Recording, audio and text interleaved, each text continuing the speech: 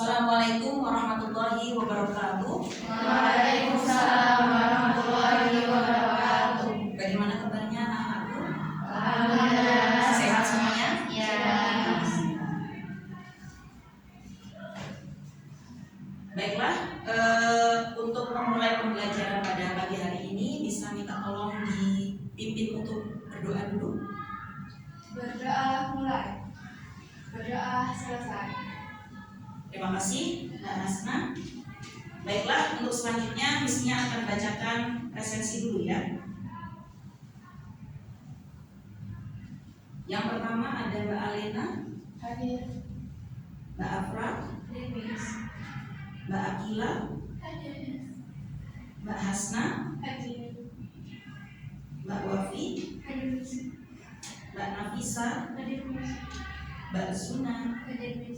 Mbak Latifah, Hadir, Miss. Mbak Aisyah, Hadir, Miss. dan yang terakhir Mbak Davina. Hadir. Oke, semua tidak ada yang absen.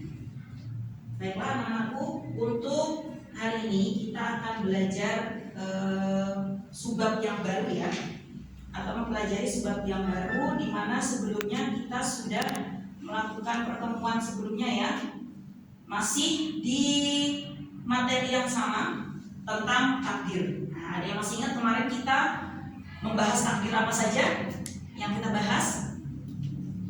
Maknanya, kemudian ya ada dalil, pembagian takdir ya, pembagian takdir. Ini masih sama KD-nya ya, kita masih ada di KD 3.4 ya, tentang menganalisis dan mengevaluasi makna iman kepada qadha dan qadar.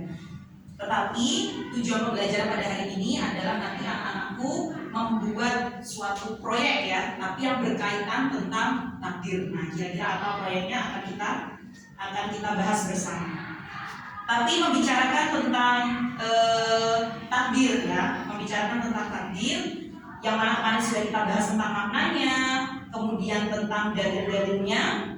Setelah itu tentang perbedaannya, mestinya mau mereview sedikit ya. Kita review bersama yang kemarin tentang perbedaan daripada takdir. Ini karena ada hubungannya dengan materi kita sekarang.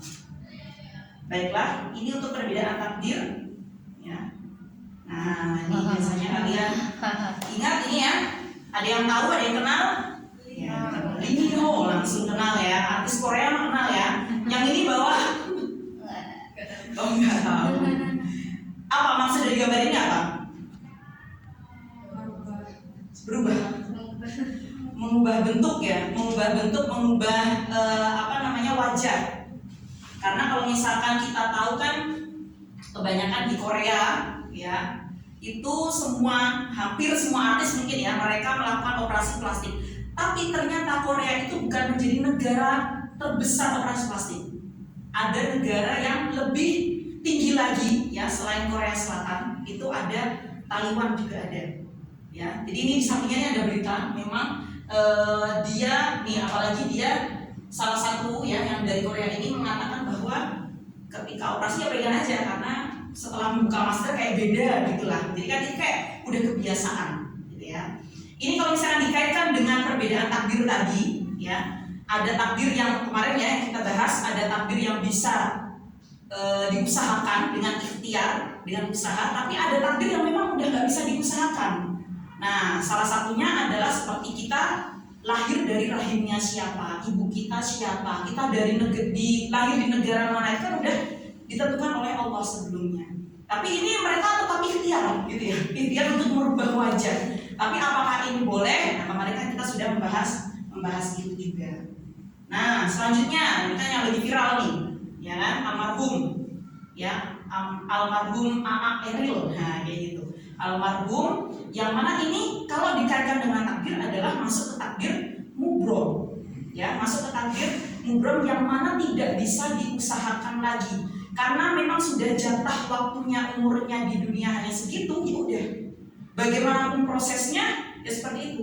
Hilang sampai berapa hari kemudian ditemukan dalam keadaan seperti itu juga sudah menjadi takdir Allah seperti seperti itu. Jadi kalau misalkan dimasukkan ke dalam ilmu takdir ya, tentang iman kepada takdir adalah masuk ke takdir mubrom. Dan yang terakhir adalah, nah ini yang mungkin bisa berkaitan atau berhubungan dengan materi yang akan kita sampaikan nanti. Ya, di sini dikatakan kisah anak buruh tani berhasil kuliah S2 di luar negeri. Ada juga anak tukang becak ini lulus dengan IPK 3,96. Ini sempat viral ya terkait ini. Nah, berarti apabila digabungkan atau dihubungkan dengan takdir, berarti dia masuknya ke takdir apa selain takdir mubrom tadi? Takdir mu'alaq yang mana masih bisa diikhtiarkan. Kalau dipikir pakai logika, wah anaknya tukang becak, apa bisa sih? Ya, sampai kuliah ke luar negeri, biaya yang tidak sedikit. Nah, kalau dipikir pakai logika seperti itu, tapi inilah ya takdir dari Allah, kita tidak tahu. Selagi kita berikhtiar, selagi kita tetap beroptimis dan juga bertawakal, insya Allah bisa. Nah, ini kaitan ini yang akan kita bahas ya, bagaimana keterkaitan iman kita kepada takdir itu dengan sikap optimis kita, berikhtiar kita, dan juga bertawakal. Jadi meskipun ketentuan kita itu sudah Allah berikan ya, ibaratnya oh kamu nanti itu seperti ini, tapi bukan berarti kita hanya diam saja menunggu nasib seperti pemikirannya Jabariyah gitu kan. Kemarin kita sudah bahas yang mana dia hanya menunggu saja. Kalau misalkan memang harusnya membunuh ya dia membunuh aja, dan menjadikan takdir itu menjadi alasan dia berbuat buruk. Nah itu yang tidak boleh. Nah kita harus tetap berusaha, kita diberikan akal, diberikan hati untuk berpikir dan juga untuk memilih mana sih yang harus saya lakukan dan mana yang tidak boleh saya lakukan. Nah untuk pembahasannya ya, mestinya review dari perbedaan takdir ini kaitannya dengan ini tadi. Bagaimana keterkaitan antara iman kepada takdir dengan sikap kita optimis, berikhtiar dan juga bertawakal. Tapi dari sini misalnya berikan kesempatan ya, mungkin dari anak-anakku ada yang mungkin pembahasan dari yang kemarin atau mungkin sekarang baru mulai mikir gitu ya, kok oh takdir itu seperti itu, atau mungkin mau ada yang bertanya sesuatu, boleh? Oke, Mbak Latifah. Tapi setelah dilihat-lihat di luaran sana itu banyak sekali orang-orang yang dia bisa mencapai tujuan, bisa sukses, bisa kaya, tetapi dia tuh tidak berusaha. Dan kebanyakan yang jadi seperti itu tuh orang-orang yang non muslim atau orang-orang Cina. Nah itu bagaimana Miss kira-kira? Oke, ini pertanyaannya mungkin berkaitan ya. Jadi misalkan nih ada orang, ya kita lihat aja di Indonesia, atau bahkan orang yang paling kaya di Indonesia pun apakah seorang muslim? Tidak. Dan kebanyakan dari mereka itu adalah orang-orang non muslim. Kemudian kaitannya apa nih Miss? Ya mungkin mereka secara iman mungkin berbeda gitu ya. Tapi sekali lagi nak ya, kalau misalkan kaitan daripada kekayaan yang kalian pikirkan hanyalah materi, yang dipikirkan tentang takdir itu namanya orang bahagia itu kalau kaya gitu kan, kalau misalkan uangnya banyak, justru kekayaan atau dengan uang yang banyak itu, harta itu menjadi kebahagiaan atau menjadi kenikmatan yang paling rendah ya, karena kenikmatan yang paling tinggi adalah dimana kita bisa beriman ya. Jadi materi itu merupakan yang paling rendah sekali.